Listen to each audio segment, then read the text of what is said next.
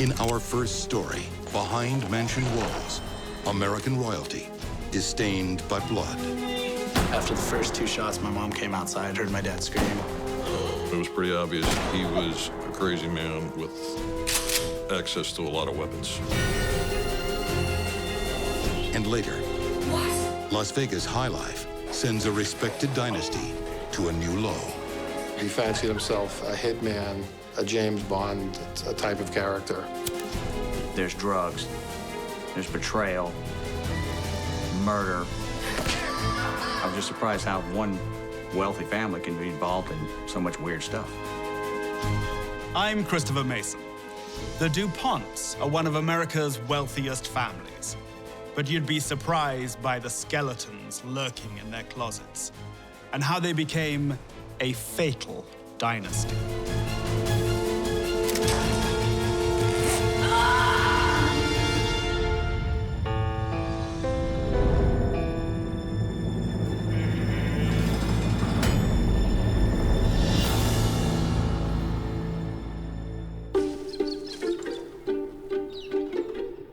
West of Philadelphia is a land far out of reach of the average American.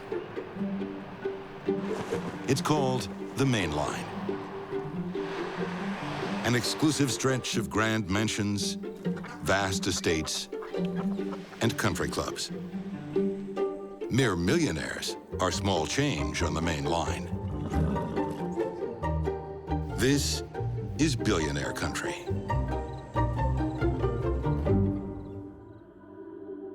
Fancy playing croquet on the lawn? Perhaps a spot of tea after the morning fox hunt? For generations, the establishment families of the Main Line led a wonderful life, far from the prying eyes of the hoi polloi. One event would change all that. Murder. January 26, 1996. Olympic gold medalist and a regular Main Line visitor, Dave Schultz, is on one of the wealthy estates, fixing his car radio. Hey, Ned, it's working. Come listen. My dad was working on something in his car, and he pulled up, and he said, "You have a problem with me?" You got a problem with me? I immediately took out a big gun, was filled with hollow point bullets, and hit him with it twice in the chest. After the first 2 shots, my mom came outside, heard my dad scream, pointed a gun at my mom. The police are coming. My mom ducked back inside, immediately called the police, and then he took one more shot and hit him in the back.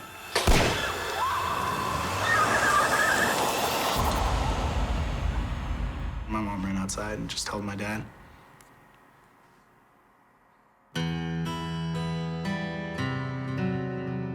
Alexander Schultz is just 9 when his father is shot down.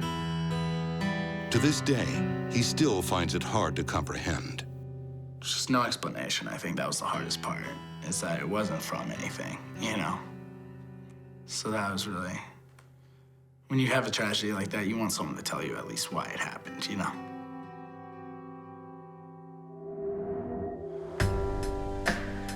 The killing seems senseless. And even more bizarre is where it happens. On property owned by an heir to one of America's biggest industrial fortunes. DuPont. The 19th century leaders of industry in America amassed enormous fortunes, large enough to sustain wealth through several generations. And the DuPont family, I believe, would be in the top 10 of those. Eleuthère Irene DuPont founded an industrial empire back in 1802. His first millions came from gunpowder and a lucrative contract with the U.S. military. Over 200 years, the DuPont company grew to become America's biggest chemical firm, with annual revenue estimated at $40 billion. Many of Eleuthère's descendants will be born rich. Generation after generation were able to afford the finest things in life, to live in luxury, to have assets such that they could be charitable donors, philanthropists, explore whatever they wished in life. John DuPont is a great-great-great-grandson of the DuPont Company founder. His share of the DuPont inheritance is thought to be hundreds of millions of dollars. But it won't just be this heir's money that makes him different. John, you're late. Born in 1938, young John grows up on a sprawling estate known as Foxcatcher Farm. Locked behind miles of fencing and security checkpoints. It's 800 acres of America's most exclusive real estate. The upper end of it was a working dairy farm. Then you had a large area of woods. The mansion house itself is enormous. But at its heart, Foxcatcher Farm is empty. John's parents divorce when he's 2 years old. His older brother and sisters are away at boarding school. So he lives alone with his mother, Jean, in elegant isolation.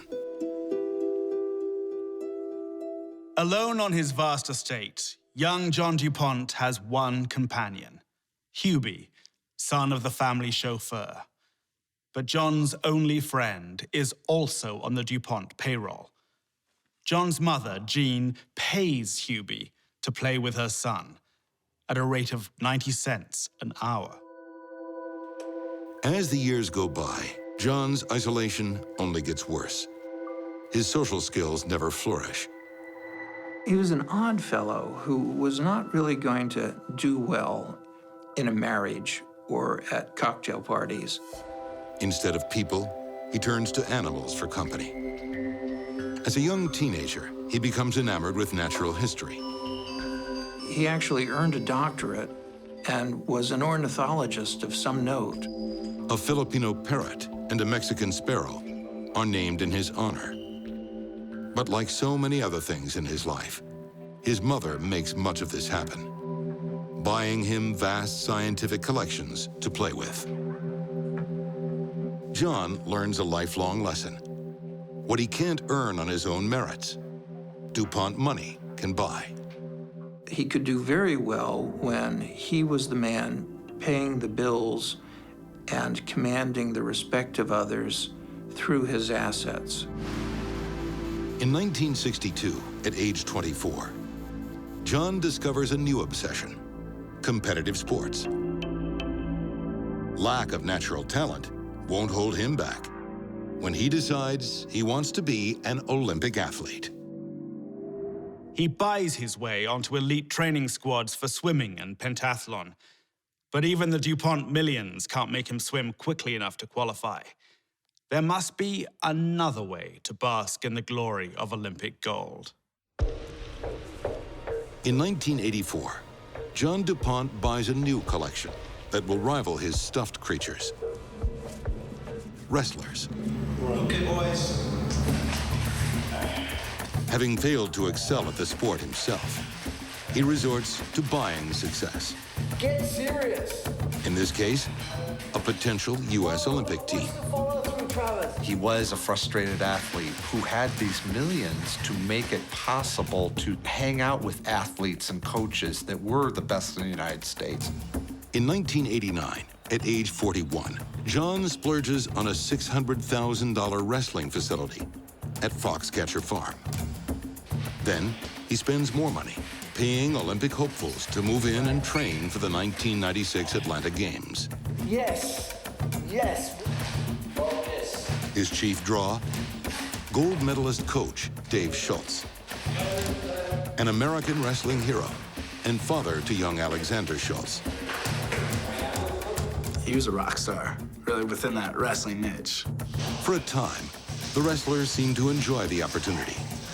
The best coach, the best facilities, completely paid for. America's top piggyback. For both sides, it's a win-win. The wealthy are surrounded by people who want some of what they have. And because they want some of the wealth, they cater to the egos of the wealthy, tell them what they want to hear, behave as they're ordered to behave, and try to keep in good graces. So what possibly could have gone so wrong that afternoon on Foxcatcher Farm? when John DuPont's prized wrestling coach, David Schultz, is gunned down, defenseless.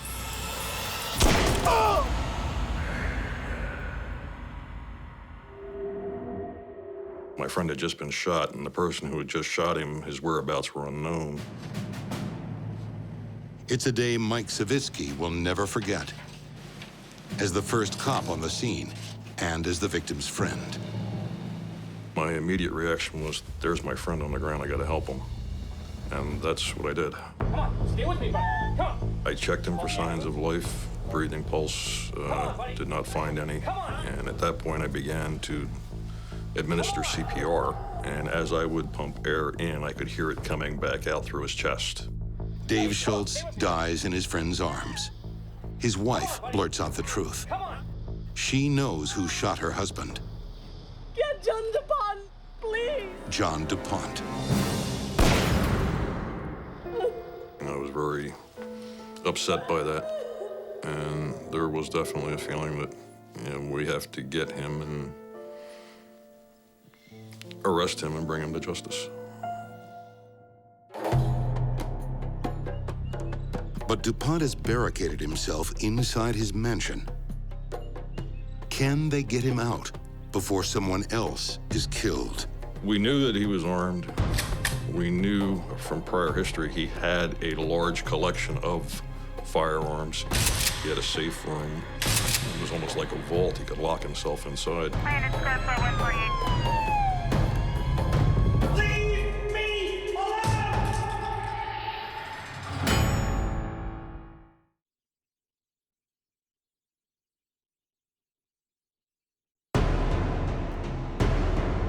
The main line, west of Philadelphia, winter 1996.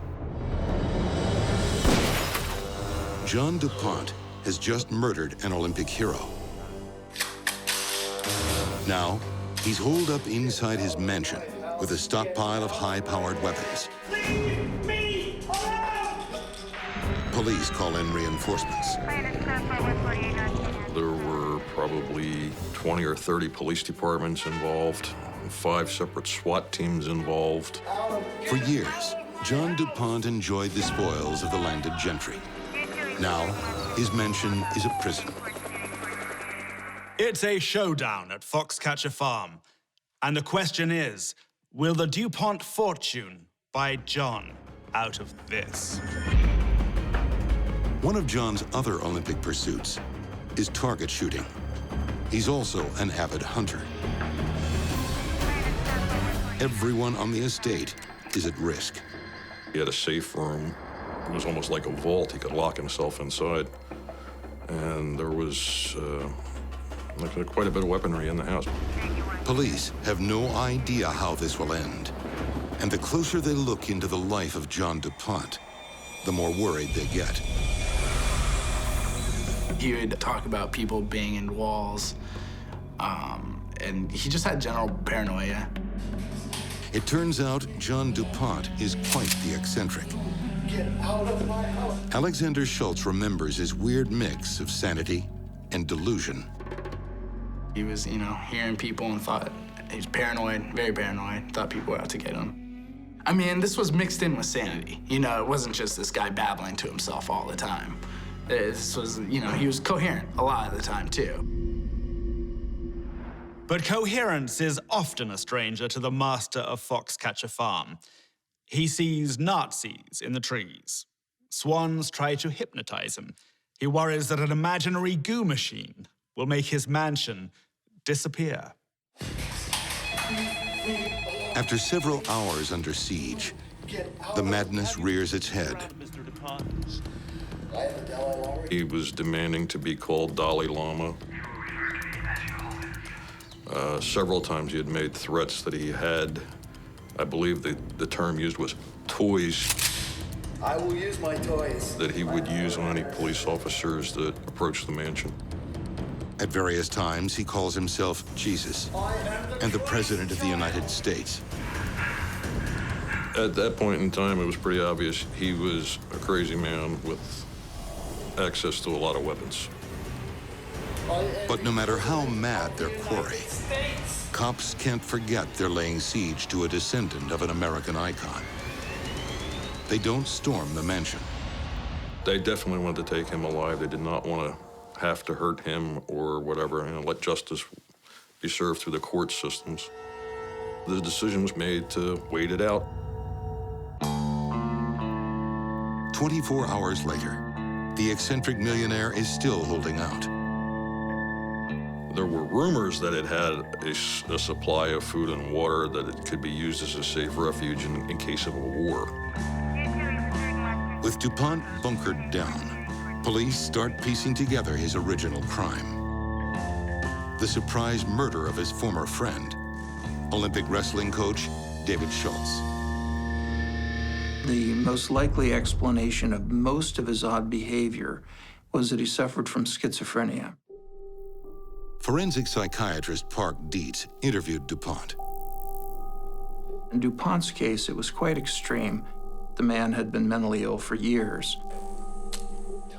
It was bound to happen with him. He was on the precipice of doing something like this. Hey, John. Alexander Schultz recalls how his father had a falling out with his benefactor. I remember the Christmas before my dad's murder, there was like rumblings of that we were gonna have to move because, John was gonna fire him because he thought he was out, my dad was out for him in some sort of way. Despite years of loyal friendship, David Schultz becomes a marked man. The motive had to do with his mistaken belief that Schultz was damaging his reputation in the wrestling world. Deluded by schizophrenia, John is convinced the wrestlers hold him in contempt. Come on.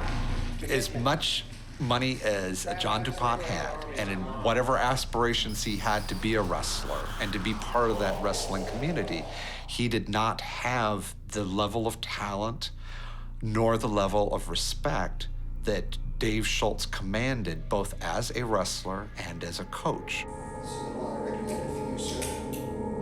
Mike Savitsky believes that John DuPont's paranoia may have been fueled by sycophantic friends, eager to find his favor and share his money. The situation was made worse because people fed off of John for their own personal gain. They heightened his paranoias, and ultimately they triggered what happened. To this day, it's unclear exactly what tipped John DuPont over the edge. But it was a fatal turning point. After 2 days outside in the dead of winter, the cops are losing patience. But instead of storming the mansion, they try another tactic. They cut off his heat to his mansion, and it was very cold. It's the break they're waiting for. So during the negotiation, he just announced to the negotiators that he was going out to fix the heaters. And he was going to grab a wrench and walk out there and fix it himself. The SWAT team is on edge. Hold right there, sir. Will DuPont go down without a fight? Put your hands up.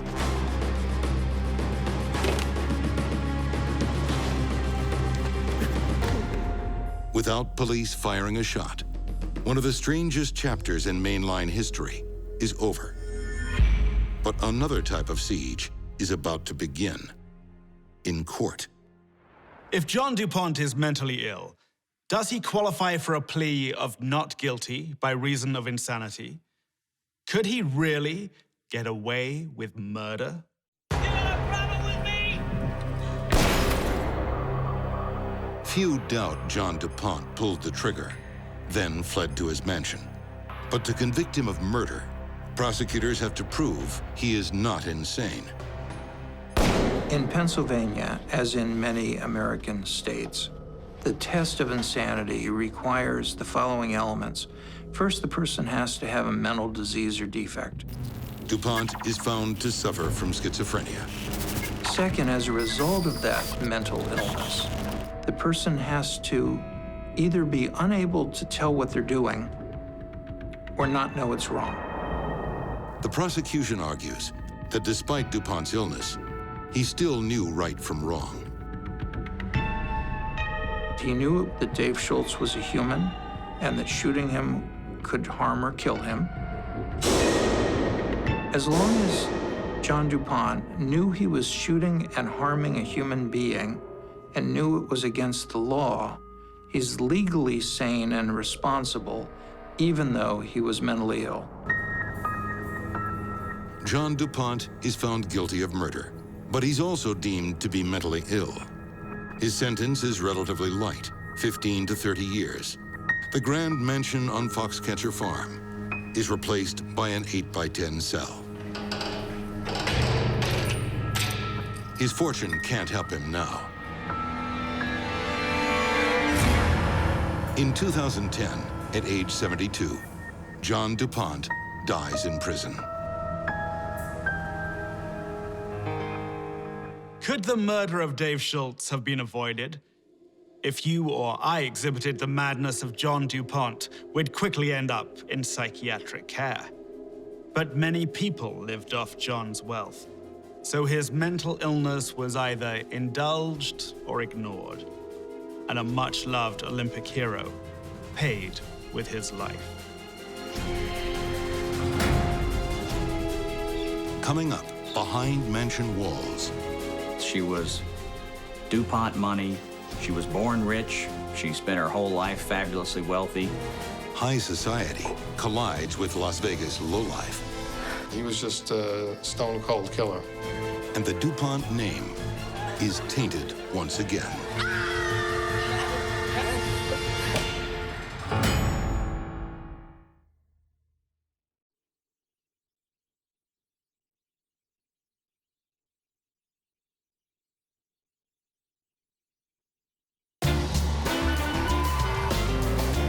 When dollars come to Las Vegas, Nevada, they rarely leave in the same wallet. No matter how wealthy you are when you arrive, odds are you'll leave poorer. Now to a rather unpleasant story. The body of a deceased woman was found today. In a seedy Sin City motel in August 1998, a DuPont heir loses more than money. When the hotel employee went to The Del Mar was used by prostitutes, drug users. They would rent it by the hour. The horror begins when a maid complains about the stench in room 6. It's coming from the air conditioning vent. They took off the panel. They see a garbage bag. The maintenance man reaches in, starts to drag out the bag, rips the bag open, and realizes that this is a body in here. High society can have a dark underbelly. This is a tale of greed, manipulation, and espionage. It will soon lead to a grand mansion on Philadelphia's main line. But on this hot August night in Nevada, the police have no name, no motive, not one clue. For 3 days, no one seems to miss the dead woman. Then, police get a call. I need to talk to the police. Dean Mcguigan, who was a member of the DuPont family, had reported to the police that his girlfriend was missing. Dean Mcguigan, 42, is one of many heirs that DuPont money nourishes as it trickles down. Dean is related to convicted murderer John DuPont, who killed his star wrestling coach a year earlier. Now, another untimely death lands on the DuPont doorstep. It's my girlfriend. The Las Vegas Metro homicide detectives immediately knew from his description of her that the body they had recovered at the Del Mar was in fact Patricia Margello. 45-year-old Patricia Margello isn't a high-flying society wife, the type the DuPont name is usually associated with. Far from it. Patty Margello was a drug addict, a prostitute out of the Philadelphia area. A girlfriend of Dean that had followed him to Las Vegas. Somebody that the DuPont family didn't approve of. And Patty's not the only one. Mother, you want to see me? Yes, come in and sit down. Dean hasn't exactly done the Dynasty proud. Dean was the product of rich parents. He had everything given to him, therefore he really accomplished nothing. But he does manage to develop a drug addiction and a felony conviction. It's a great disappointment to his mother, thrice married Lisa Dean Chendor Mcguigan Mosley. I don't know what to do about it. I've just about reached the end of my tether. She shows her disapproval by periodically cutting off his money. So I've made a decision. Dean had a trust fund that he was living off of. His mother, Lisa, sometimes took his access to the trust fund away. I'm going to cut your allowance in half. What? Oh, how do you expect me to live on that? I expect you to get a job and hold it. He did, for a while, work as a waiter at a restaurant and was earning $2.10 an hour, plus tips. Either you get a job or I cut you off completely. At that time, his mother had taken his money away. Dean's mother would like to see her son divorce his wife, Linda. In 1992, Dean married a woman named Linda, who was a regular working class woman, and they seemed happy, although he was addicted to drugs, and she asked him repeatedly to go get help for his drug addiction. Yeah, that's rich coming from you, real rich. Lisa didn't like her. The two never got along. Although Dean separates from his wife, he doesn't immediately file for divorce. Instead, in 1995, Dean starts a relationship with a girl he meets in drug rehab. Patty Margilla. She was a part-time prostitute, a full-time drug addict, and her teeth were missing. Patty is everything a DuPont descendant shouldn't be.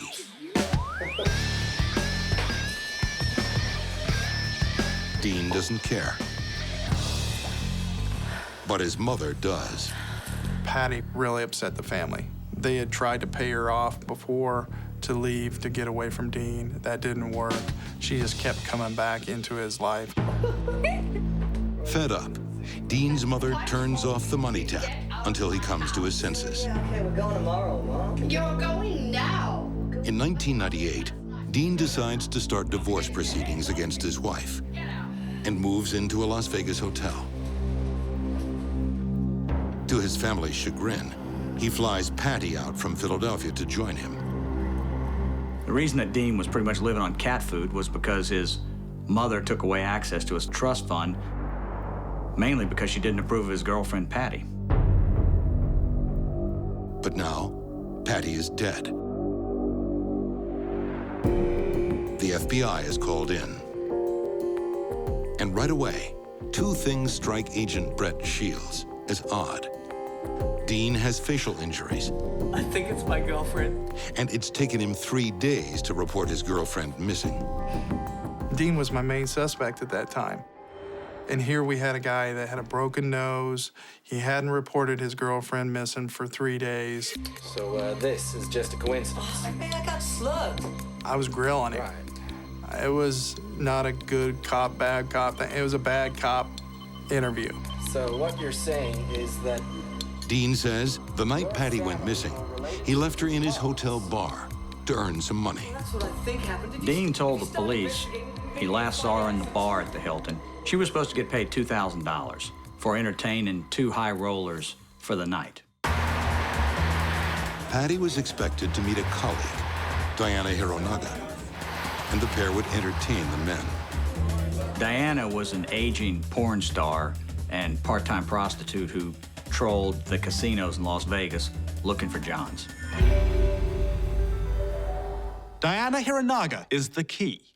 Police find her hand-printed name in the Del Mar Motel register. She rented room 6 the night Patty died. And Diana has quite a tale to tell. A story covered with the fingerprints of American aristocracy.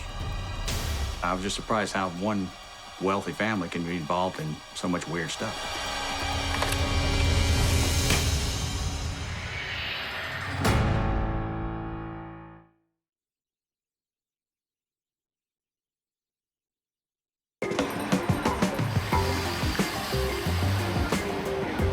On a hot August night in Las Vegas, two prostitutes are out in the town with their clients.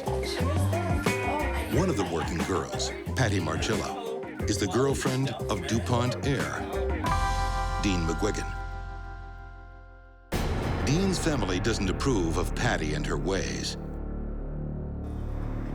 But after tonight, that won't be a problem. The night of the homicide, Patty had been approached by Diana Hiranaga.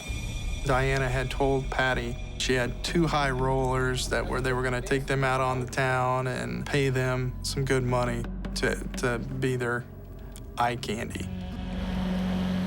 Patty's boyfriend, Dean, lives in a hotel across town.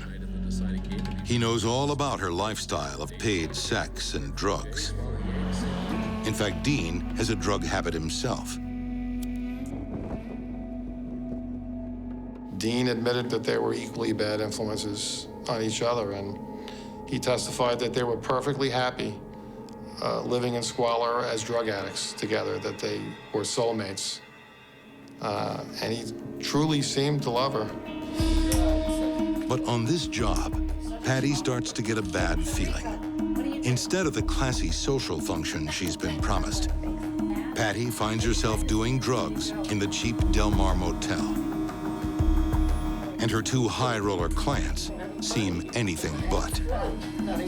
And the high rollers ended up being Joseph Balagnassa and Ricardo Murillo. One was a convicted drug dealer, the other was a dishwasher.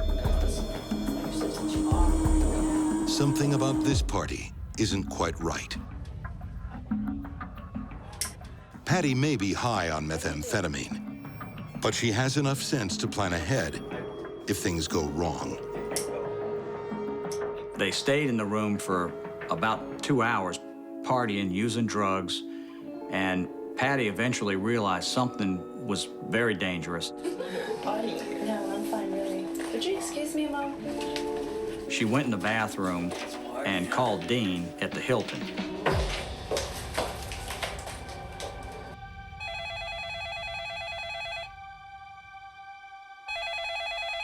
Dean Mcguigan doesn't pick up. So Patty calls a friend and asks her to pass the message on to Dean. Her friend asked, "Hey, do you want me to come get you?" And she goes, "No, I'm all right now, but just let Dean know what's going on." By 2:30 in the morning, Patty wants out. She escapes to the bathroom to try her boyfriend again. This time, Dean answers. Hello? Hi, it's me. This doesn't feel right, baby. Come and get me. Please, I'm at the Del Mar. Dean said he had been involved in a fight, he had a broken nose, he couldn't come get her. He also said he didn't even know where the Del Mar was, so Patty was on her own. Okay, babe, bye. That's the last call she ever made. There was no bathroom window that she could climb out of. She was stuck. Patty has been set up.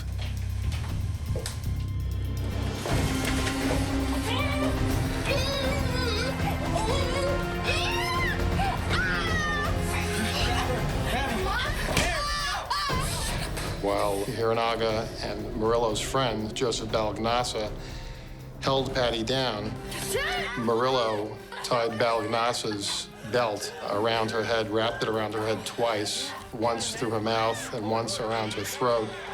Diana Hiranaga described to me how she was holding down one of Patty's arms, and with the other arm, Patty reached up and grabbed her hair and pulled her down, so she was almost face to face with her.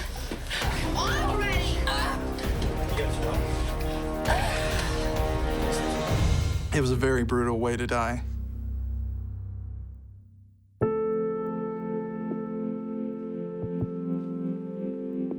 Then, the men went to a nearby drugstore to buy soda and garbage bags, a crucial mistake. They found the garbage bags, but they also managed to get themselves on most of the 30 surveillance cameras that the store had operating. After wrapping Patty's body, they jam her into the air conditioning duct and leave. Murder most foul. But why Patty? 3 days later, Diana Hironaga drops a bombshell that rocks the Eastern establishment. She claims the man who ordered the killing is a member of the DuPont family, Dean Mcguigan's stepfather, Christopher Mosley.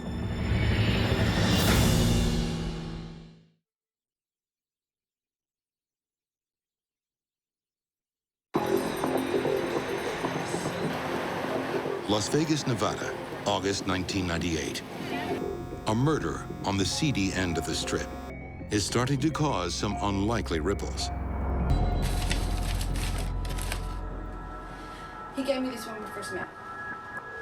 An aging hooker has just admitted to helping murder Patty Margello, the girlfriend of DuPont heir Dean Mcguigan.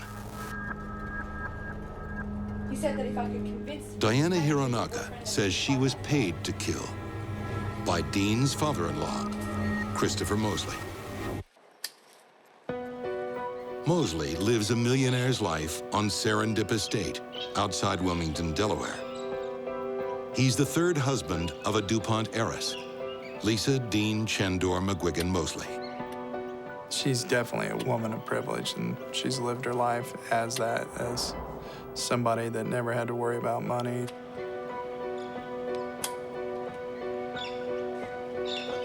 Before their marriage in 1989, Mosley had a pedigree of his own. His late father was an executive vice president of J.P. Morgan and Company on Wall Street. Christopher Mosley hails from a background I happen to know rather well. His Long Island family is in the social register, but he is no society butterfly. After 25 years in the army, he applies for the job of gardener at the Serendip estate. Soon, he's a gardener with bedroom privileges.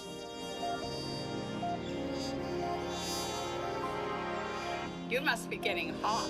Christopher Mosley was a groundskeeper for Lisa DuPont, and apparently not a very good groundskeeper because she was getting ready to fire him. And the day that he was to be fired, Christopher said that he professed his love to her, and it was a love story ever since. Christopher Mosley receives several gifts from his wealthy new lover, like the plot of land on which he develops an exclusive golf club. When investigators arrive to question Mosley in August of 1998, they find him preparing for the club's opening day. I'm telling you, I never received any message. Here we are, they're getting ready for their gala event, you know, the grand opening event. She's making it up. At first, Mosley denies all knowledge of Patty Margello's murder. But police have hard evidence. Faxes between Christopher and Diana Hironaga outlining their deal. 5-step plan. He just stopped right there and started the confession. I hired Diana Hironaga. They're setting up tables, they're doing all this stuff. And here we have Christopher Mosley confessing to a homicide. I gave the order. So we had to arrest him. Mosley says he just wanted to save his troubled son-in-law, Dean, from a string of mistakes. As a former military man, he was on a mission. Anything you say can and will lead against your court of law. And Christopher Mosley spells out Operation Dean. It's a 4-step plan to get Dean divorced from his estranged wife, Linda, to get him off drugs and away from Patty Margello. If the 4 steps don't work, he has a step 5. Kill Patty and Dean.